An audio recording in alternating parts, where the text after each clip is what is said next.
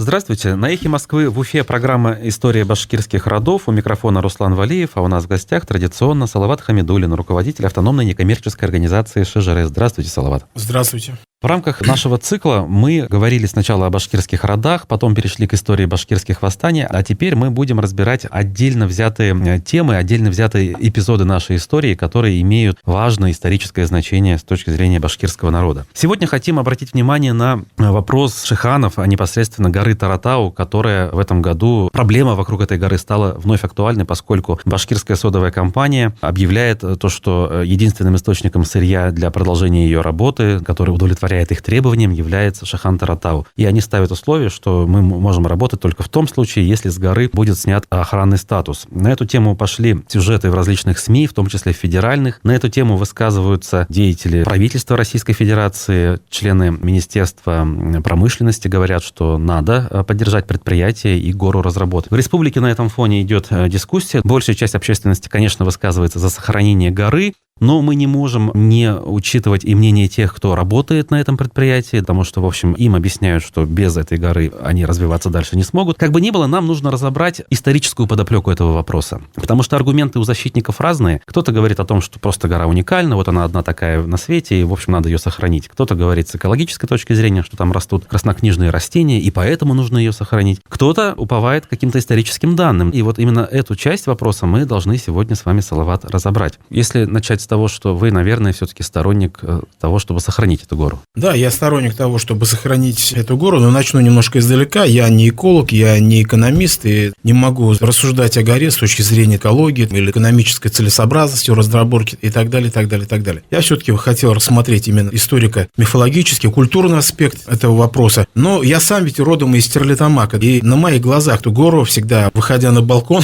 каждое утро эту гору видел. До этого там была гора Шахтау, и это тоже прекрасно помню, как она сначала стояла такая конусообразная, потом постепенно превращалась в трапецию. Конус такой стоял, силуэт на горизонте. Сначала конус, потом трапеция вот так все снижалось и куда-то ушла. И сколько вот я помню, я жил в Стерлитамаке, всегда там была очень дрянная экология. Дышать людям невозможно было. Вот я даже помню, утром выходили в школу, и вот много таких было, ситуаций, когда буквально вот мы шли на ощупь, потому что с завода ветер дунул, смог сел, ничего не видно, дышать ничего невозможно. Это были советские времена, партия сказала надо, комсомол ответила есть, там все что угодно могли отдать под снос, и вот таким образом Шахтау разработали, но теперь ведь 21 век, сейчас и сода не выполняет для города ту функцию, которую раньше выполняла. Там было несколько мощных предприятий, и практически все население города работало на этих предприятиях. Сейчас ситуация изменилась, там на соде сколько сейчас, там 4 тысячи человек, что ли, работают. Ну и про 9 они говорят сами. Ну, преувеличенная цифра, спорить не будем. Сейчас ситуация другая, и всегда вот эти белые моря пресловутые, все это сбрасывалось в белую купаться в свое время тогда невозможно было. Экология отравлялась, и она отравляется сейчас. Поэтому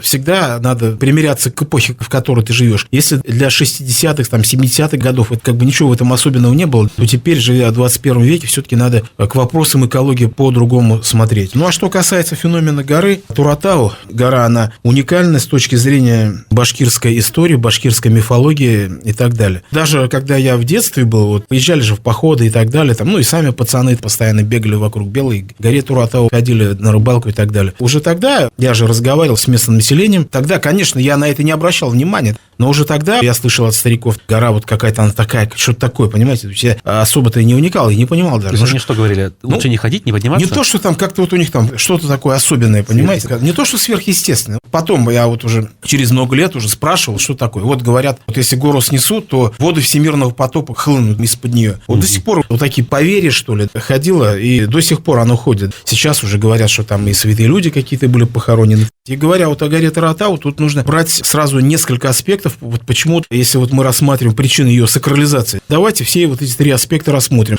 Древний мифологический, условно говоря, потом религиозный аспект и аспект культурно-исторический. Все 3 аспекта заложены в феномене горы Таратау в плане сакрализации. Что касается мифологического аспекта, был такой выдающийся мифолог, теоретик мифа, антрополог, философ Мирча Илиаде, всемирно известный человек, ученый. Вот он создал теорию мифа. И вот если вот мы будем рассматривать с этой точки зрения, то многое станет все ясно. Вот у него есть такое центральное понятие, как мировая гора, как центр мира. То есть, когда вот человечество проходя свою эволюцию от примитивных сообществ, живущих, говоря вот по марксистской классификации, первобытно-общинном строе, вот они были локальны. Каждое вот это человеческое сообщество, оно находило объект своей там сакрализации, и возникало у них представление о том, что вот их территория – это и есть центр мира.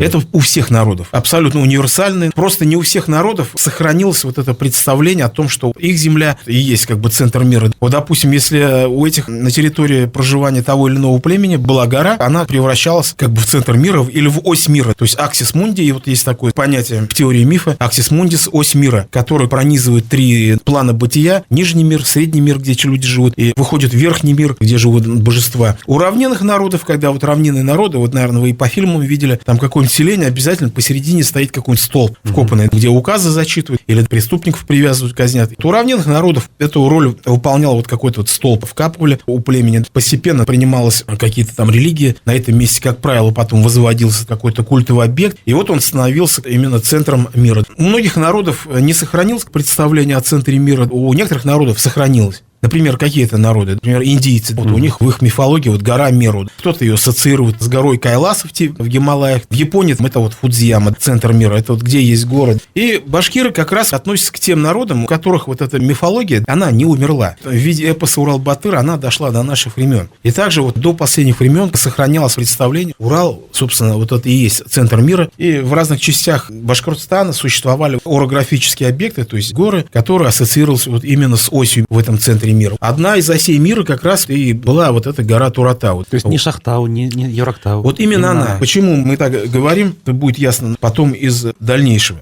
И как раз вот сохранилось представление, что гора, пробка, которая запечатана, воды всемирного потопа, ушедшие под землю, как раз перекликается, и это и есть продолжение даже эпоса Урал-Батыр. Это культурный герой, который побеждает первичный хаос у всех народов. Это океан, и олицетворение океана – это дракон. Представления, они дошли до какого-то периода. Конечно, мы не говорим, что это вот и в 20 веке это было. Понятно. Это именно какие-то вот отголоски вот тех древних представлений, которые там существовали. А у многих народов с принятием монотеистических религий центр мира смещается уже со своей родной земли. У иудеев это там становится гора Сион, где соберется весь Израиль. У христиан гора Фавор, где произошло там преображение Господне. У мусульман это гора Арафат в Мекке, где пророк Ибрагим получил знания свыше и так далее. Вот эти центры мира потом смещаются, но у башкир все равно не умирает вот представление о том центре мира. В XVIII веке на территорию Башкирии стали приезжать уже русские путешественники. И вот один из них, Иван Лепехин, академик, прибыл сюда, в эту часть Башкирии, и вот он проезжал мимо горы Туратау, и вот встретился с местным населением, и вот что он написал. Пишет Лепехин: «За свято почитаемая башкирцами гора Туратау принудила нас быть роскошными и возбуждать башкирскую неустрашимость вином». То есть никто не хотел за нее на гору залезать, и там смельчаков решили: на, выпей, до храбрости иди залезай. Но никто, однако, на сию гору с нами идти не хотел, отговариваясь разными обетами, которыми они горе должны, и которые еще не исполнены. Ибо без исполнения обетов взлазить на гору никто не сможет, разве кто хочет сам себе быть злодеем.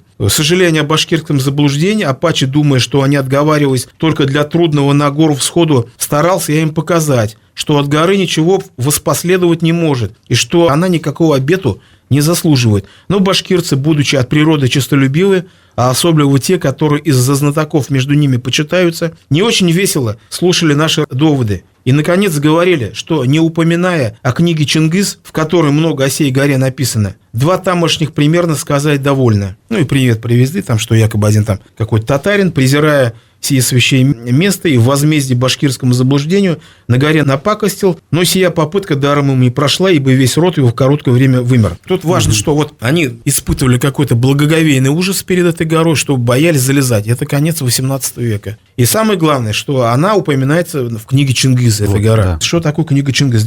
Такое устройство башкирского общества, когда вот они вроде бы, состоя из разных родовых кланов, в то же время составляли вот некое политическое единство. Выступали, в общем-то, как субъект политический, там, в отношениях с русским государством, в отношениях до этого, значит, с монгольским государством и так далее, и так далее. Вот это как бы идеология, вот это обоснование вот этого башкирского политического мифа о башкирской политике изложено в сочинении «Кыса и Чингисхан», или вот, как башкиры говорят, книга Чингиза. Там в Казани ее называют «Дафтар и Чингизнама». И вот там миф такой, вот предводитель башкирских кланов, там Бурджан-бей, предводитель, там Кипчак-бей, там предводитель табынцев Майкей-бей, Юрматы-бей, все как бы названия, персонифицированные названия башкирских родов, то есть как бы антропонимы, в основе которых лежат названия вот этих родов. Вот. И Чингисхан, который бежал от своих братьев, которые, это тоже исторически было так, его братья преследовали, и вот он бежал, скрывался от них, и якобы он и бежал, и пришел к башкирским беям. Те его нашли, не выдали вот этим его врагам, а наоборот провозгласили своим ханом. Фабула сказания такова, что без поддержки глав башкирских кланов, значит, ни один хан не может, как скажем, царствовать. И с этого идет как раз. Мы же что читаем? Там даже Даль говорит, что вот у башкирский народ каждый владеет своими вот этими атрибутами: птицей, там, тамгой, деревом и так далее, землей, как он верит, дарованный им самим Чингисханом. Вот отсюда, вот это и есть политический миф. Политический миф, это вот, допустим, в свое время был политический миф «Москва, Третий Рим», да? Никто же не скажет, что это какая-то дрянь, поскольку она определяла развитие русского государства, именно вот понимание, представление о себе как о Третьем Риме, в общем-то, и создал эту империю. То же самое и здесь. Вот этот политический миф для того времени, это же были средние века, это вот как раз, это было идеологическое обоснование существования башкирской политики. Вот в этом сочинении, где в Кысае Чингисхан упоминается гора Туратау. Вот. Как и писал, кстати, об этом Лепехин. В каком виде? Дело в том, что там предок был у Чингисхана Дабун-Мырген, так называемый. Здесь он называется Дуюн-Баян, но это одно и то же лицо.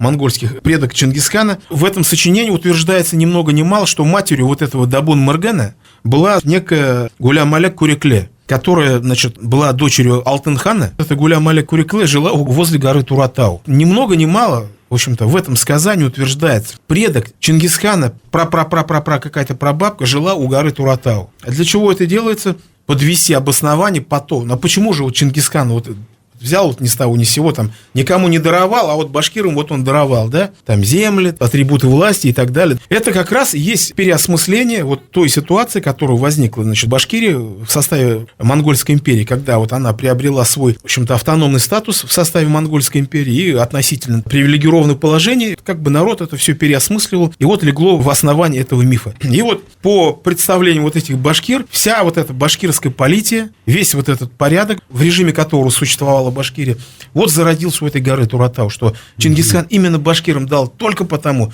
что его какая-то какая-то бабка жила у горы Туратау, и здесь фактически в этом сказании утверждалось ни много ни мало, что предки Чингисхана там по вот этой линии бабки были башкирами. Мы понимаем, что здесь определенная политическая заданность, но она на то и политический миф, он именно объясняет. Тут важно, что они выделили не какой-то другой географический объект, а именно эту гору. А почему они ее выделили? Это же вопрос. А потому что она до этого уже была, так скажем, для них вот этим самым аксис мунди. Надо же было куда-то вот этот привязать начало теперь уже политического мифа. Мы же говорим, что политический миф – это же уже историческое сознание, а люди уже пытаются как бы объяснить те вещи, которые документально не сохранились, но которые следует объяснить. И вот объясняется, а куда привязать начало политического мифа именно горе, уже до этого как бы являвшейся, так скажем, да, такой священной аксис мунди. И вот для этого эту гору и придумали. И потом, если вот мы посмотрим уже к другим, уже к историческим фактам, допустим, все башкирские ханы провозглашаются именно у этой горы Туратау. Вот все вот эти Чингизиды, Кучумовичи, которые привозились, все, значит, они появляются, первоначально везут их в эту Юрматынскую волость, и там не говорится напрямую, что вот прямо у горы, а вот всегда их везут почему-то в Юрматынскую волость. Ну для чего?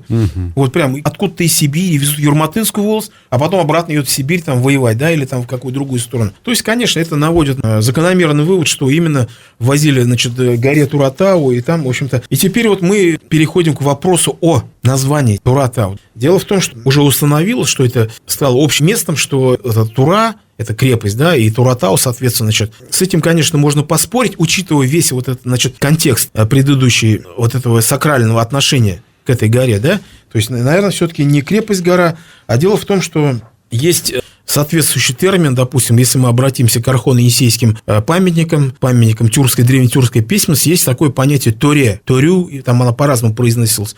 Оно пережиточно сохранилось и в башкирском языке, слово тур, говорят же на утар туренда, да, то есть самое почетное место.